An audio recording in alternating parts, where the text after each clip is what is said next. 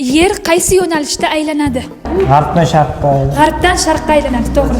O'z boshqa variantim bo'ldi. Suv molekulasida qaysi ikkita element bor? H2O, vodorod bilan kislorod. To'g'ri. Olovsiz yonishi mumkin bo'lgan kumush rangli metal qaysi? Magniy. Magniy, to'g'ri. O'zbekiston poytaxti qachon Toshkentga ko'chirilgan?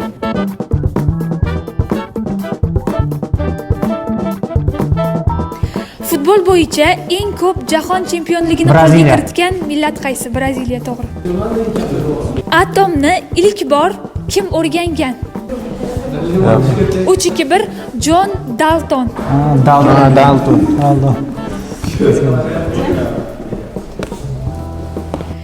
Inson bir yil davomida taxminan necha kilogramm osh tuzi iste'mol qiladi? 2. 2, to'g'ri. Qaysi davlatda sumo kurash musobaqasi o'tkaziladi? Yaponiya. To'g'ri. Eynshteynning eng mashhur kashfiyoti nima edi? Nisbiylik nazariyasi. To'g'ri, o'zgarmas nisbiylik nazariyasi. Muhammad. Pirimqul Qodirov Yulduzli tunlar romani ustida necha yil ishlagan? 10 yilmi?